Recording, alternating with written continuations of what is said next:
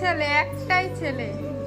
এই যে ওর এত কিছু দরকার রান্না করার জন্য, এত কিছু দরকার। হ্যাঁ দেখো ধনে পাতা আজকেই নিয়ে এসছি, ধনে পাতাটা আজকে এনেছি। কি করেছে মানে আছে, আবার চাপা দিচ্ছে বাবা। এই যে অবস্থা করেছে ঘরে, এটা একটা ঘর, আর এইখানে কি করেছে। ইস, এখন আমাকে এগুলো সব পরিষ্কার করতে হবে। এখন 10:30